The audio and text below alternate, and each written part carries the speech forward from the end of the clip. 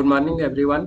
आज हम लोग पढ़ने जा रहे हैं बॉडी फ्लूइड्स एंड सर्कुलेशन का नेक्स्ट पार्ट, यानी सेकेंड लेक्चर।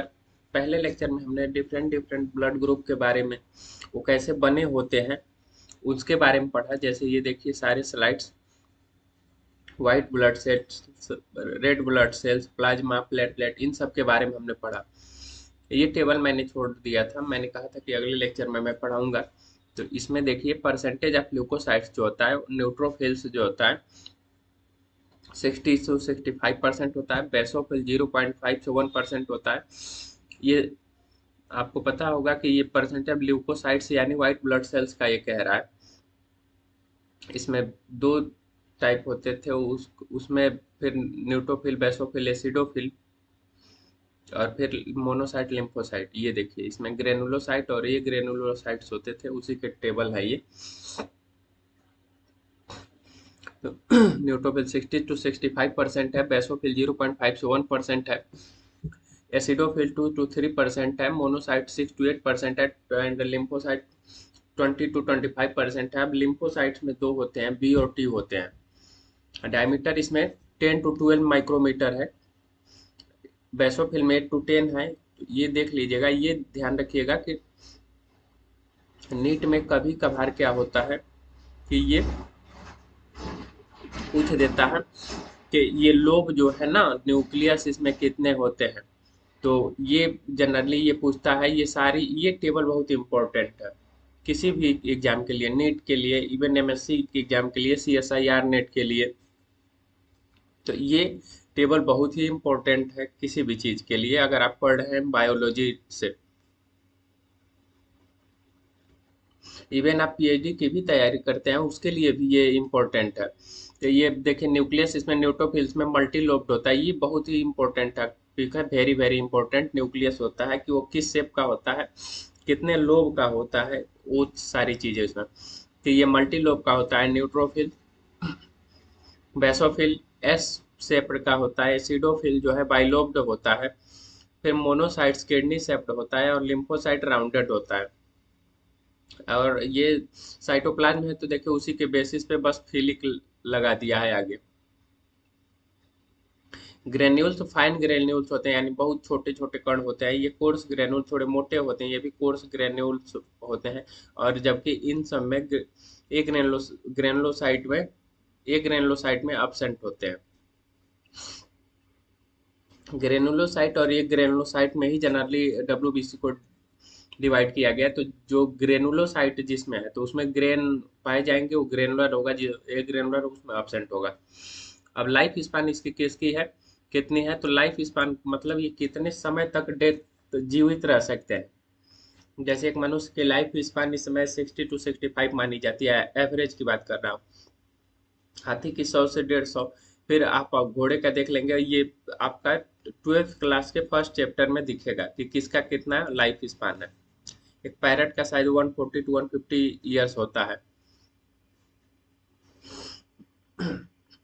तो इसका बेसोफिल का 8 to 12 आवर है। यानी इसके बाद ये डेथ हो जाता है इन सेल्स का, और फिर ये बनते हैं। और लिम्फोसाइट देखिए मंथ 2 ईयर्स, यानी ये लिम्फोसाइट सबसे ज्यादा है, क्योंकि यह आपको पता होगा कि इम्यूनिटी में एक इम्पोर्टेंट रोल निभाता है, तो इसीलिए इसका जरूरी रहना होता है।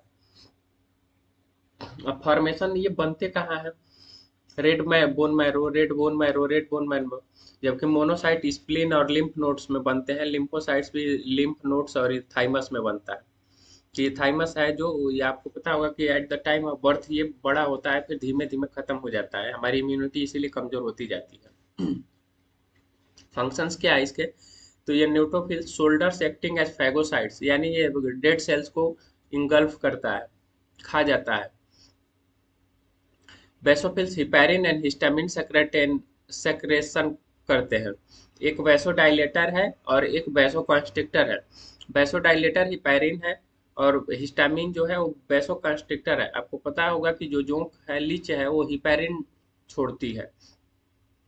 तो ये जनरली हिस्टामिन और हिपैरिन आपका eight the time of heart disease में यूज होता है कि वैसोडाइलेट अगर करेगा, अगर हमारे नर्व में ज़्यादा कोलेस्ट्रॉल हो जाता है तो हिपैरिन करता है जो वैसोडाइलेटर का काम करता है, और हिस्टामिन जो है वो वैसोकंस्ट्रिक्टर का काम करता है।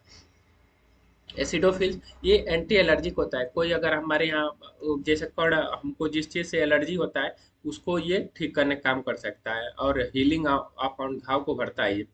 मोनोसाइट्स जो है स्कैवेंजर्स होते हैं। स्कैवेंजर्स मतलब कि ये कोई भी चीज़ें जो खराब चीज़ें हैं बॉडी की उसको किनारे करता है, खराब चीज़ों को बाहर निकालता है या उसको खाक खत्म कर देता है। जैसे गिद्ध को हम लोग यहाँ का इन्वायरमेंट स्कैवेंजर कहते हैं, साफ सफाई करने वाला। अब लिम्फोसाइट्स क्या है, तो ये एंटीबॉडी फॉर्मेशन में रोल निभाता है। अब हम प्लेटलेट्स पे आते हैं जिसको थ्रोम्बोसाइट्स बोलते हैं। यह 1 to 2 माइक्रोमीटर इन डायमीटर होता है। Cell fragments from megakaryocytes in bone marrow. यह सेल के टूटने से मेगा कैरियोट्स के बोन मैरो में बनता है। नॉर्मल काउंट इसका 1,50,000 से 3,50,000 है। ये आपको पता होगा कि जब डेंगू होता है तो ये प्लेटलेट्स काउंट जो है वो गिर जाते हैं और आदमी कोमा में चला जाता है, फिर डेथ हो जाती है। तो प्लेटलेट उस समय मेंटेन करना होता है डेंगू के समय में। Release substance for blood clotting, ये सब्सटेंस रिलीज करता है ब्लड को क्लॉट करने के लिए। अगर प्लेटलेट नहीं रहेगा तो आपका अगर आपके शरीर पे चोट लगता है तो सारा खून बह जाएगा, जिससे ऑक्सीजन की कमी होगी, और ऑक्सीजन की कमी से ही आदमी मरता है, खून के लॉस होने से नहीं मरता है। ऑक्सीजन की कमी होती है और आदमी की डेथ हो जाती है। अगर ऑक्सीजन को पहुंचाने का दूसरा माध्यम मिल जाए तो खून की कोई जरूरत नहीं होगी, क्योंकि ऑक्सीजन ही पता है कि हमारे पूरे भोजन का स्रोत है। Low platelet count causes clotting disorder leading to excessive blood loss. ये हीमोफिलिक फैक्टर जो आप पढ़ेंगे, हम लोग जेनेटिक्स में पढ़ेंगे, उसमें एक हीमोफीलिया होता है जो ब्रिटेन के महाराजाओं में होता है। वो जेनेटिक डिसऑर्डर है, one generation to next generation तक वो जाता है। उसमें क्या होता है कि ये प्लेटलेट ही नहीं होते हैं, और उसमें अगर आदमी का एक बार शरीर कट गया तो ब्लड लॉस ही होता रहता है जब तक कि उसको एक इंजेक्शन आता है न दिया जाए। तो हीमोफिलिक फैक्टर में इसीलिए हीमोफीलिया के पेशेंट को बहुत सावधानी से रखना पड़ता है, क्योंकि अगर थोड़ा भी कट लग गया, थोड़ा सा भी कट, तो उसका पूरा बॉडी का ब्लड लॉस हो जाए, निकल जाएगा और उसकी डेथ हो सकती है। अब ब्लड ग्रुप की हम बात करते हैं तो ब्लड ग्रुप है क्या। Blood group in human being differ due to certain aspect despite appearing similar. ये कह रहा है कि मनुष्य एक जैसे होने के बावजूद वो ब्लड ग्रुप उनके डिफरेंट हो सकते हैं। जैसे अगर आप ट्विंस देखेंगे या मोनोजाइगोटिक ट्विंस होते हैं, एक डाइजाइगोटिक ट्विंस होते हैं। इवन मोनोजाइगोटिक ट्विंस में भी ब्लड ग्रुप अलग अलग होता है। Two widely used blood grouping systems are ABO and Rh. दो ब्लड ग्रुप जो होते हैं वाइडली वो यूज किया जाता है, एबीओ और आरएच। एबीओ से 4 ब्लड ग्रुप बनते हैं, ए बी एंड ओ, और आरएच एक फैक्टर है, रेसस मंकी से लिया गया था, वो अलग था। ABO grouping is based on the presence और absence of two surface antigen A and B and the red blood cells. ABO blood grouping जो होता है वो बेस्ड होता है कि जो उसमें एंटीजन्स होते हैं ए और बी वो पाए जा रहे हैं कि नहीं पाए जा रहे हैं, उस बेसे रेड ब्लड सेल्स के ऊपर एंटीजन जो होते हैं वही क्या करते हैं कि हमारी प्रतिरोधक क्षमता को बना के रखते हैं, कि कोई भी आके एंट्री नहीं कर पाएगा या किसी भी चीज का। तो plasma of individual contest to natural antibody. Plasma हमारी बॉडी का दो एंटीबॉडी, नेचुरल एंटीबॉडी रखता है। Protein produced in response antigen, और प्रोटीन जो है प्रोड्यूस करता है इस एंटीजन के रिस्पांस में। देयर आर 4 ब्लड ग्रुप्स, यहाँ 4 ब्लड ग्रुप्स है, मैंने कहा A B and O with specific antigen and antibody distribution. अब यही इसमें कह रहा है कि किसमें एंटीबॉडी और एंटीजन प्रेजेंट होते हैं। जिसमें एंटीजन प्रेजेंट होते हैं उसमें आप किसी को भी ब्लड ग्रुप नहीं दे सकते और न किसी से ले सकते हैं।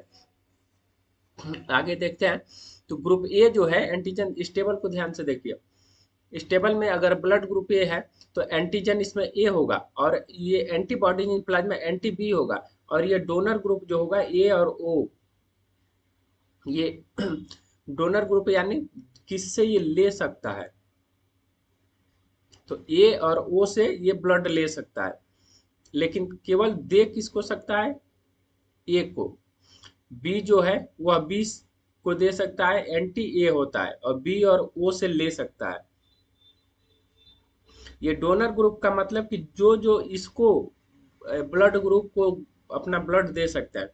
ए बी जो है वह ए और बी दोनों को दे सकता है, लेकिन इसमें एंटीबॉडीज नहीं पाई जाती हैं, इसलिए किसी से भी ब्लड ले सकता है।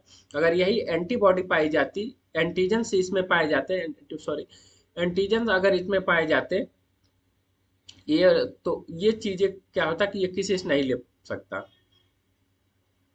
अब ये ओ है तो इसमें देखिए एंटीजन इसमें नहीं है, तो ये किसी को भी दे सकता है ब्लड ग्रुप, लेकिन ले केवल ओ से सकता है।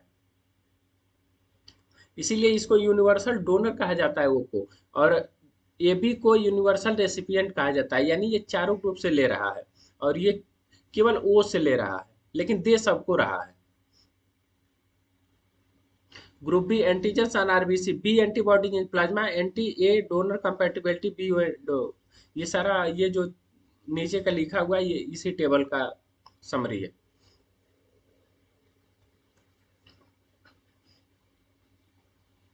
अब इसमें क्या है कि वही ब्लड ग्रुप का ही आगे का है। Blood transfusion requires careful matching of donor and recipient blood up to prevent clumping, RBC destruction.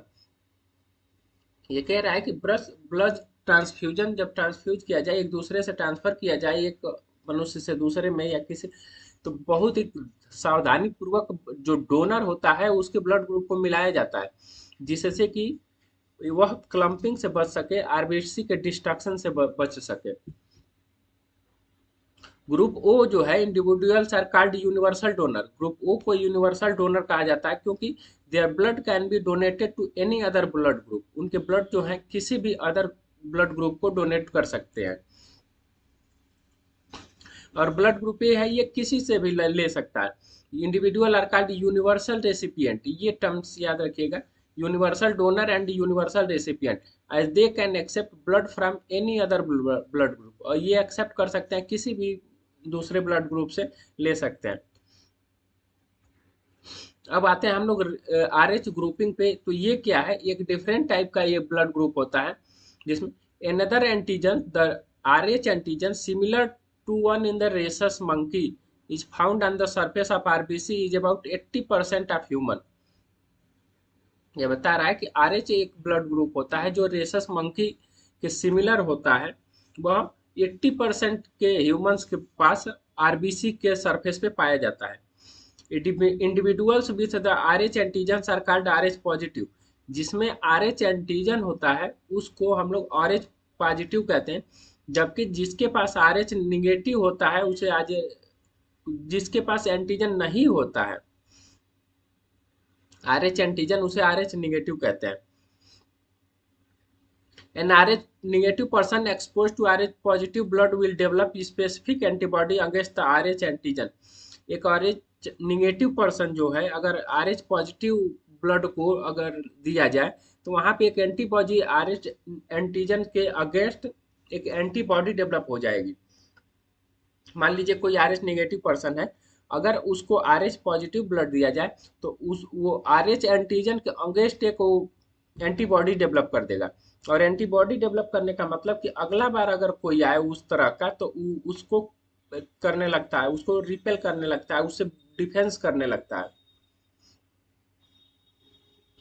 RH group matching is essential before blood transfusion to avoid incompatibility। RH group जो matching होता है essential होता है before blood transfusion से पहले, क्योंकि incompatibility को avoid करने के लिए। A special case of RH incompatibility occurs between an RH negative pregnant mother and RH positive fetus। एक स्पेशल केस है जिसमें RH इनकम्पैटिबिलिटी होता है कि RH अगर मान लीजिए फीटस है, माँ के अंदर बच्चा पल रहा है, अगर वो RH पॉजिटिव हो गया और ये मदर का जो है वो उसके अंदर RH निगेटिव है, इस समय क्या होता है कि बहुत ही दिक्कत हो जाती है। During the first pregnancy the placenta separates the RH negative maternal blood from the RH positive foetal blood. Preventing exposure. इस समय क्या होता है कि आरएच पॉजिटिव का इसका फीटस का जो ब्लड होता है अदर देन मदर का, उसको बचाया जाता है कि उससे एक्सपोजर ना हो, उससे मिले ना उसको, नहीं तो क्लम्पिंग हो जाएगा और डिस्ट्रक्ट हो जाएंगी RBC. During the first delivery of the first child, maternal blood में be expose to small amount of positive foetal blood. यहाँ पे ये बताया कि अगर एक आर एच निगेटिव पर्सन है और उसके आर एच निगेटिव पर्सन के ब्लड से आर एच पॉजिटिव पर्सन का ब्लड अगर मिल जाता है कहीं भी, तो वह एक आर एच पॉजिटिव के अगेंस्ट एक एंटीबॉडी तैयार कर लेता है तुरंत। जैसे माँ का अगर मान लीजिए आर एच निगेटिव ब्लड है और जो उसके पेट में बच्चा पल रहा है उसका आर एच पॉजिटिव है, eight the time of birth अगर जो सीजर किया जाता है, उसकी नाभि को काटा जाता है, उस समय अगर बहुत ध्यान से न किया जाए तो अगर मदर का ब्लड और बच्चे का ब्लड थोड़ा भी मिल जाता है, तो मदर जो होती है वो फिर एक एंटीबॉडी आर एच पॉजिटिव के अगेंस्ट एंटीबॉडी डेवलप कर लेती है। And eight the time of second pregnancy बच्चे के मरने के चांस ज्यादा हो जाते हैं, क्योंकि अब वो कुछ उसको कुछ प्रोवाइड नहीं करेगी। जैसे ही वो समझेगी कि ये आर एच पॉजिटिव वाला बच्चा है, तो वो तुरंत क्या करेगी, उसको कर देगी, उसको डिफेंस करेगी कि नहीं नहीं ये हमारा दुश्मन है। तो ये चीजें हैं।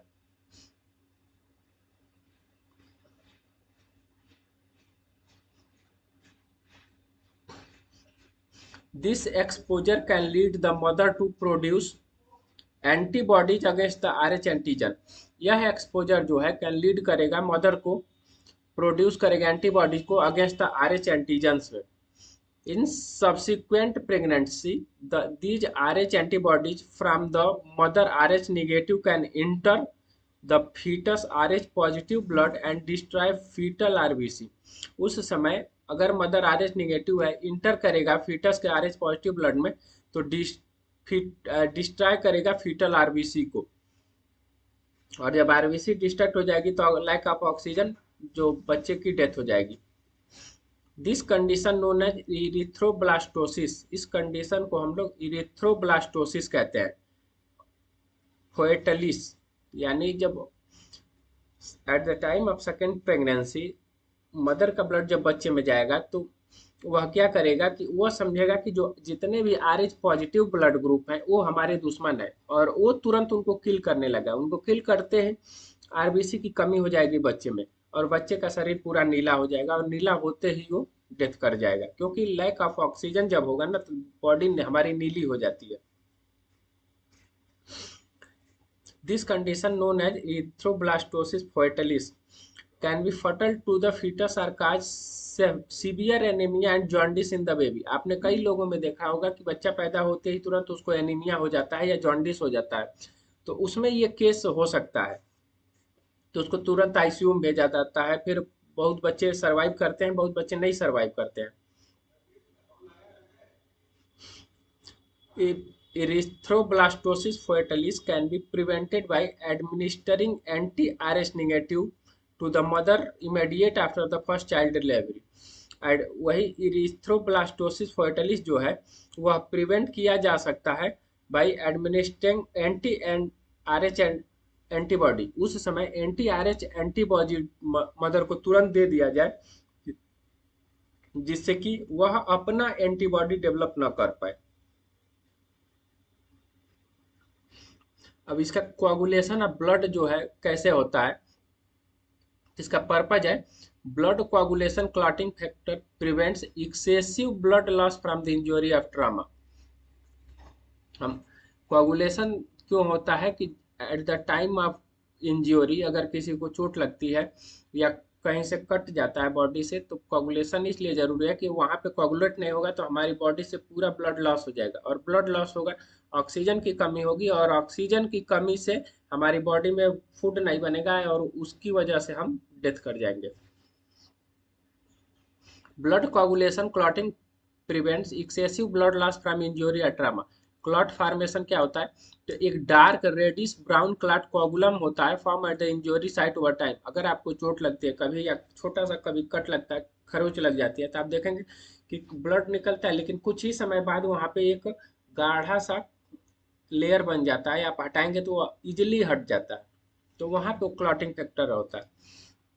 अब क्लॉट कॉम्पोजिशन क्या क्या है, वो किससे मिल के बने होते हैं, तो clot consist of fibrin threads trapping dead and damage blood sales. Clot consist रखते हैं फाइब्रिन थ्रेड्स को, जो ट्रैप करते हैं डेड या डैमेज ब्लड सेल्स को। फाइब्रिन फॉर्मेशन क्या होता है, तो inactive fibrinogen in plasma convert to fibrin via enzyme thrombin. Inactive fibrinogen जो प्लाज्मा में प्रेजेंट होता है वह फाइब्रिन को इंजाइम थ्रोम्बिन के द्वारा फाइब्रिनोजन में कन्वर्ट करता है। ये यहाँ पे मैंने इसका टेबल बनाया है, आप लाइन वाइज देख सकते हैं ये कैसे ब्लड क्लॉट होता है। थ्रोम्बिन फॉर्मेशन क्या होता है, inactive prothrombin is plasma converted to thrombin. Thrombokinase role, an enzyme complex thrombokinase facilitates prothrombin to thrombin conversion. ये देखिए, ये जो है प्रो फॉर्मेशन ऑफ थ्रोम्बोकाइनेज जो है एक एंजाइम जो है, उसके थ्रू प्रोथ्रोम्बिन बनता है, प्रोथ्रोम्बिन से थ्रोम्बिन बनता है। ये देखिए, ये प्रोथ्रोम्बिन है, यहाँ से ये थ्रोम्बिन बन रहा है बाया थ्रोम्बोकाइनेज प्लस कैल्शियम आयन, जिसे एक हम फैक्टर कहते हैं कैल्शियम आयन को। कैस्केड प्रोसेस क्या होता है, टूटने प्रोसेस कैसे होता है, तो thrombokinase forms through a series of linked enzyme reaction involve in inactive plasma factor. ये थ्रोम्बोकाइनेज जो है एक सीरीज एंजाइम का होता है, उसके थ्रू रिएक्शन इन्वॉल्व होते हैं और इनएक्टिव करता है प्लाज्मा फैक्टर को। Platelet activation, injury stimulates platelets to release factor that triggers coagulation. यही मैंने बताया कि प्लेटलेट ही जो काम करता है वो इसमें इंपॉर्टेंट रोल निभाता है। तो ये क्या होता है कि इंज्योरी जैसे ही हमें लगती है तो वह तुरंत स्टिमुलेट कर देता है प्लेटलेट को, और प्लेटलेट जो है वो उसमें से जो फैक्टर होते हैं क्लॉटिंग फैक्टर वो रिलीज करने लगता है। टिश्यू फैक्टर, तो damage tissue at the injury site also initiate coagulation. जो जैसे हमारे हाथ पे अगर चोट लगता है या किसी के भी हाथ पे चोट लगता है, तो ये टिश्यू भी है, ये तुरंत उस समय कोगुलेशन शुरुआत कर देगा। कैल्शियम आयंस का क्या रोल है, calcium ion are essential for the clotting process blood. तो ये देखिए, पहले इंजरी आपको लगा, चोट लगा यहाँ पे, फिर प्लेटलेट एक्टिवेट हुआ प्लस टिश्यू डैमेज एक्टिवेट हो गए, ये दोनों एक्टिवेट हुए, ये रिलीज किए प्लेटलेट फैक्टर और टिश्यू फैक्टर। फिर एक्टिवेशन ऑफ कोगुलेशन कैस्केड हुआ, फॉर्मेशन ऑफ थ्रोम्बोकाइनेज कॉम्प्लेक्स हुआ, अब उसके थ्रू प्रोथ्रोम्बिन से थ्रोम्बिन में चेंज हो गया बाया थ्रोम्बोकाइनेज और कैल्शियम आयन। फिर फाइब्रिनोजन से फाइब्रिन में चेंज हुआ बाया थ्रोम्बिन, और फिर फाइब्रिन में से ट्रैप्ड ब्लड सेल एक जालनुमा स्ट्रक्चर बन जाएगा, जिसे ब्लड जो है आरबीसी को, वह ब्लड सेल्स को ब्लॉक कर देगा। जैसे अगर छोटी मछली है बड़ी मछली है तो आपको उसी हिसाब से जाल बुनना पड़ता है, ये एक तरह के जाल बुनने की प्रोसेस है। तो जाल से में कई तरह की चीजें होती हैं, आप छोटी जाल बुनते हैं तो उसमें छोटी मछलियां, तो ब्लड सेल्स जो होता है हमारे, उनका साइज है, उससे छोटा जाल बुना जाता है कि जिससे उसके छेद से वो निकल ना पाए और वहां ट्रैप हो जाती हैं, और फिर तब तक बाहर रिपेयर हो जाता है और फिर ब्लड क्लॉट हो जाता है। अब लिम्फ टिश्यू जो है फ्लूइड का फॉर्मेशन ऑफ टिश्यू फ्लूइड जो है, blood passing through capillaries release water and small water soluble substance into tissue spaces forming interstitial fluid while larger proteins and formed elements remains in the blood vessel। अब ये lymph है और tissue fluid क्या है, तो blood जो पास करती है कैपिलरी, उस वाटर रिलीज करता है और small amount of water soluble into tissue space में होते हैं, जिसे हम इंटरस्टिशियल फ्लूइड भी, टिश्यू फ्लूइड भी कहते हैं। जबकि इसमें लार्जर प्रोटीन और फॉर्म्ड एलिमेंट्स प्रेजेंट होते हैं ब्लड वेसल्स में। अब ये इन कंपोजिशन क्या क्या होता है, किससे मिल के ये बने होते हैं। तो tissue fluid has the same mineral distribution as plasma. Tissue fluids के पास सेम मिनरल डिस्ट्रीब्यूशन होता है एज प्लाज्मा के, जो प्लाज्मा में जो जो चीजें प्रेजेंट होती हैं। फंक्शन क्या करता है ये टिश्यू फ्लूइड, तो facilitate the exchange of nutrient gases and other substance between blood and tissue. यह भी फैसिलिटेट करता है, यानी डिफरेंट न्यूट्रिएंट्स को, गैसेज को और सब्सटेंस को ब्लड और टिश्यू के बीच में एक्सचेंज करता है। जैसे आरबीसी हमारा है, तो वो क्या करता है कि वो ऑक्सीजन का ट्रांसफर करता है, CO2 का ट्रांसफर करता है। उसी तरह लिम्फेटिक सिस्टम कौन कौन सा है, तो collect interstitial fluid and return it to major veins. Lymphatic system जो होता है वो इंटरस्टिशियल फ्लूइड को कलेक्ट करता है और इसको मेजर वेन्स में रिटर्न करता है। This collected fluid is called, इसी कलेक्टेड फ्लूइड को हम लोग लिम्फ कहते हैं। अब बात आती है कि इंटरस्टिशियल फ्लूइड किसे कहते हैं। इंटर यानी दो चीजों के बीच, इंट्रा रहता तो सेम रहता है, इंटर का मतलब आने का मतलब कि इन बिटवीन टू सेल्स, या कोई भी दो चीजों के बीच में होता है।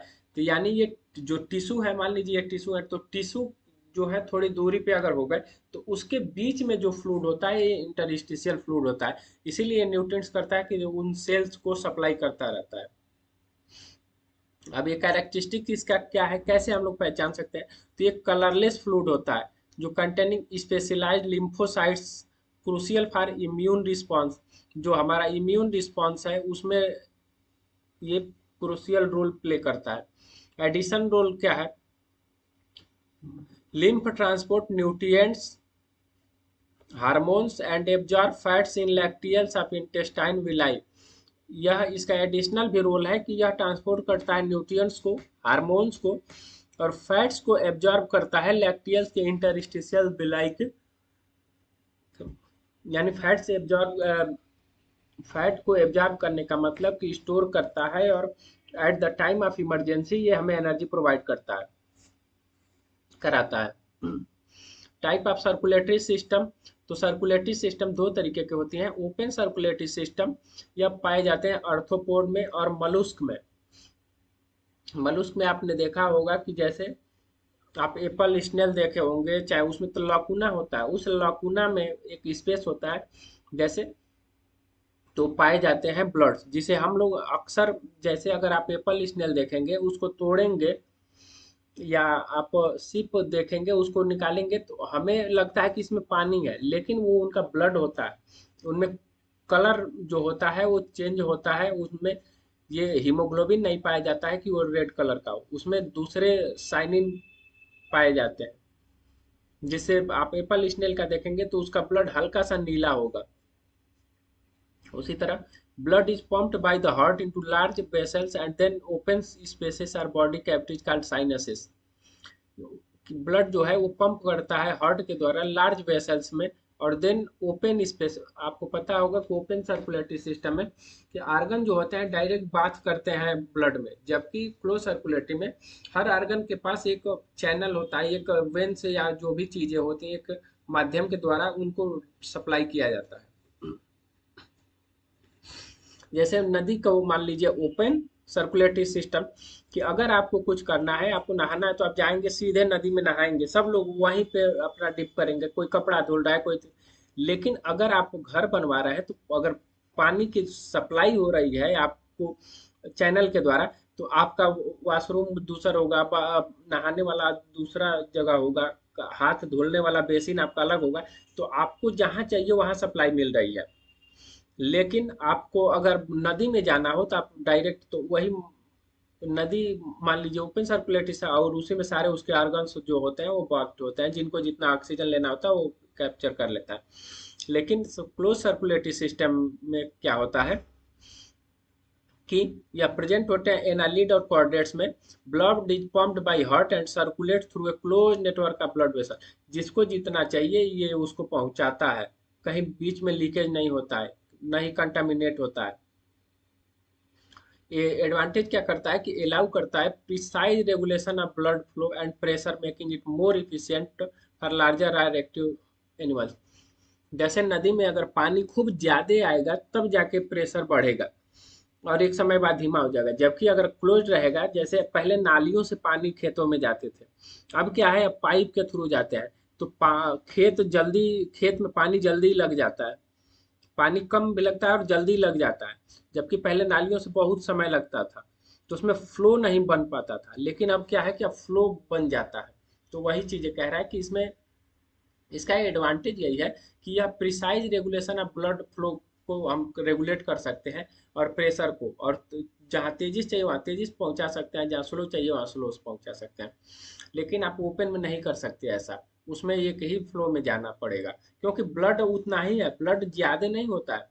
ऐसा नहीं है कि आप किसी भी खूब, जो मनुष्य खूब ज्यादा मोटा हो उसमें 5.5 लीटर से ज्यादा ब्लड हो जाएगा, नहीं, उसमें पानी होता है 70% हमारी बॉडी में। तो आप ये कभी मत समझिएगा कि जो मनुष्य बहुत ज्यादा मोटा है, बड़ा है, तगड़ा, उसमें ब्लड ज्यादा होगा, ऐसा नहीं है, किसी में ब्लड उतना ही होगा बस। तो इसीलिए उसको फ्लो को मेंटेन करना, हमारे पास फ्लो सर्कुलेटरी सिस्टम होगा तो जल्दी जल्दी काम होगा।